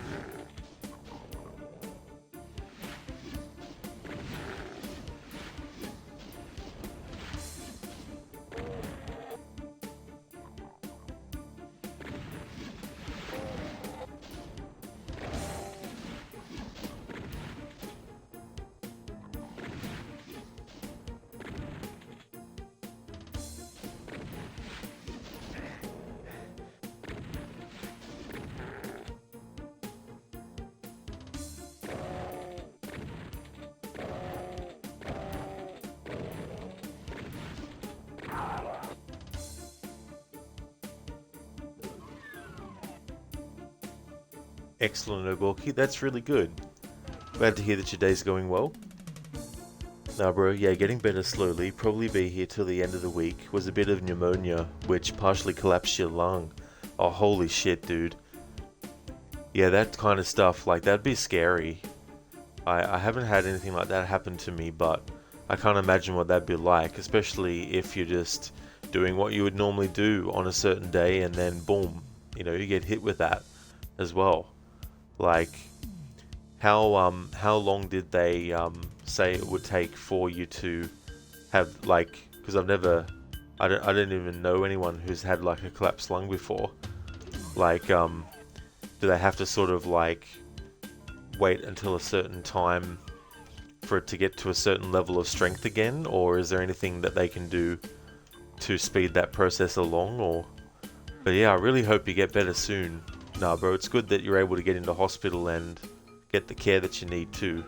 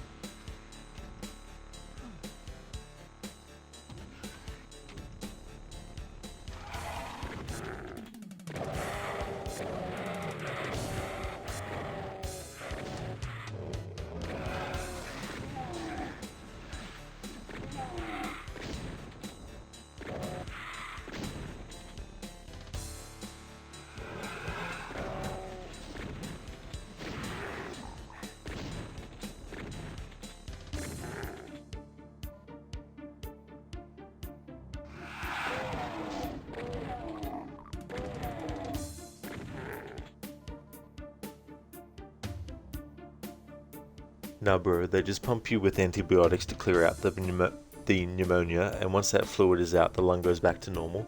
So roughly between 3 to 7 days, you'll be able to go home, betting it's closer to the end of the week. Damn, that would be that like aside obviously from any pain, that would probably feel really weird too. That kind of sensation as well. It's really good that they've got antibiotics that they can give you too, as well. So yeah, hopefully it'll be closer to the end of the week, you know, because you want to make sure obviously that you get as much of the care as you can. Hey there, Max. G'day to you as well. Welcome on in. How's your day going? All is well, except for Earth in this game. It's just a few demons have decided to make their new home here. But yeah, everything's going well. Having a good Monday. How about yourself?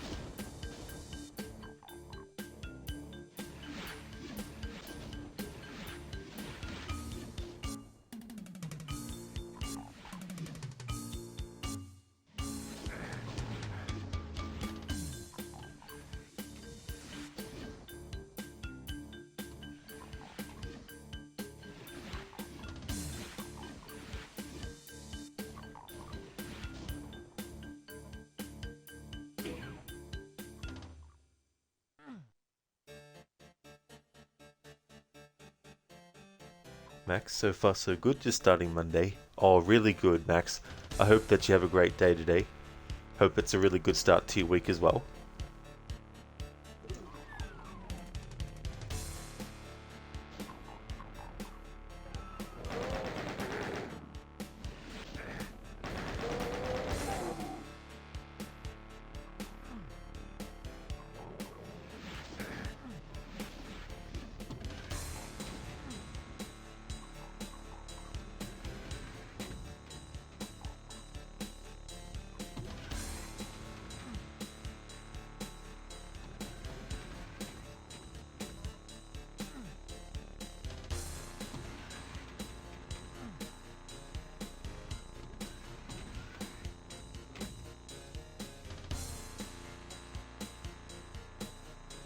Hey Dr. Darling, here you are, hoping that Rob will end the stream late so you can watch when you get back home. Oh yeah, definitely won't be ending within like the next hour. I'd probably go for at least an hour and a half, maybe two, maybe 2.5.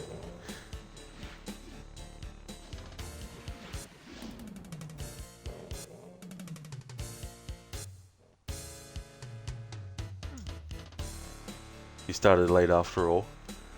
Yeah, I can't even remember what time it was now. I think it was 5 p.m.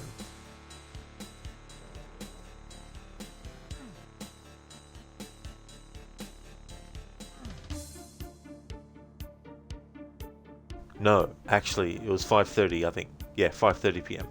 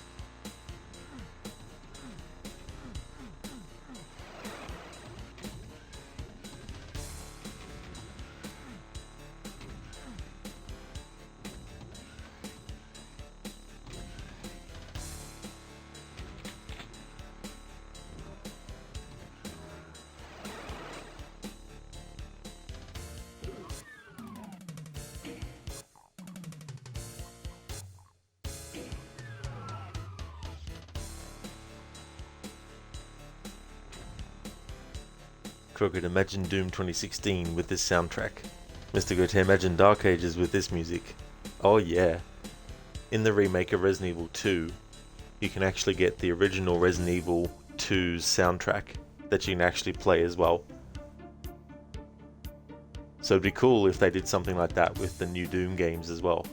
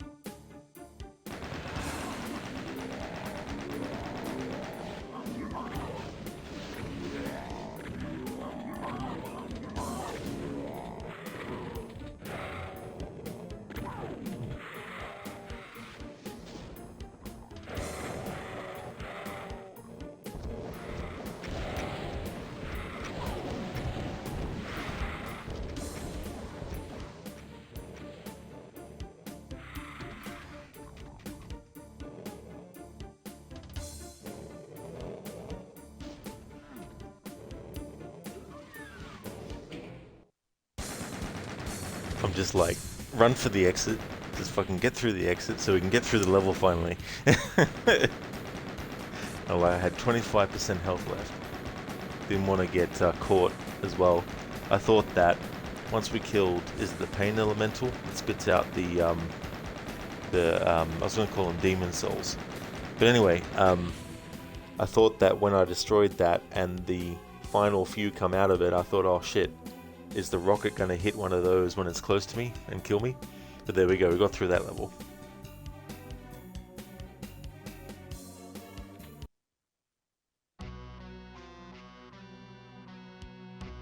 Thank you, Lucinda, for the GGs. Thank you very much.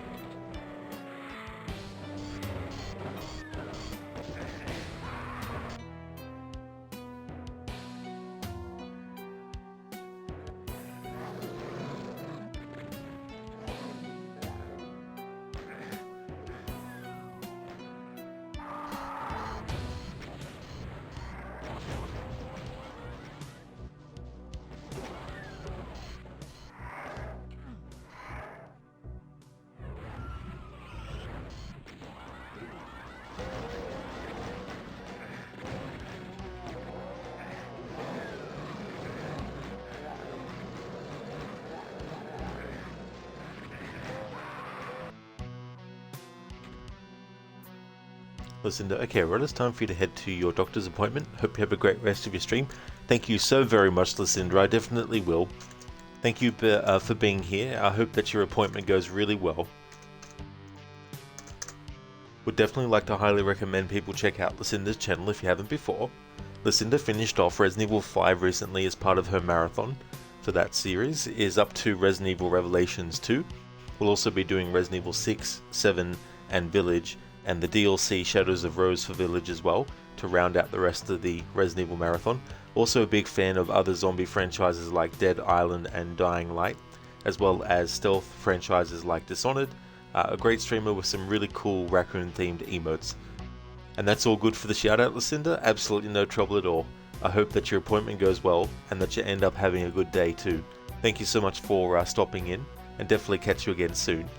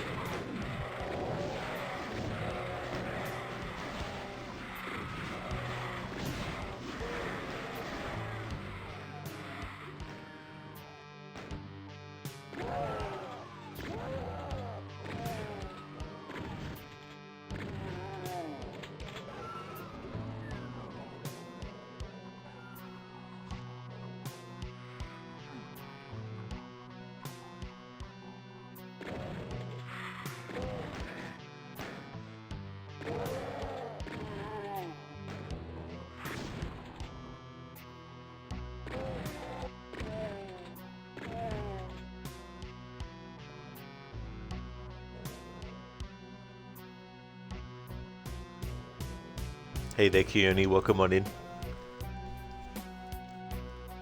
We're having fun with demons from hell.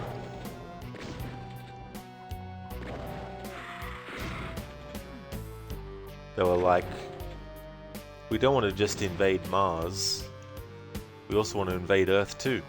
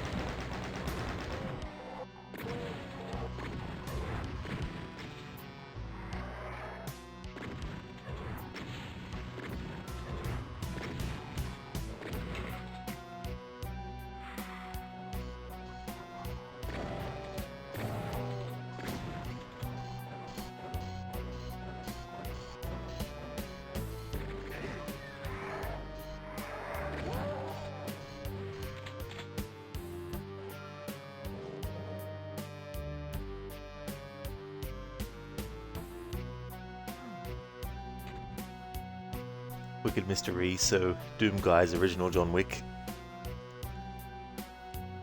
question is, if he only had a pencil, I wonder how well he'd be able to kill the demons. Maybe he could sort of like, stealth on them and then just like sneak up behind them and then stab them in the eye. Do takedowns like that.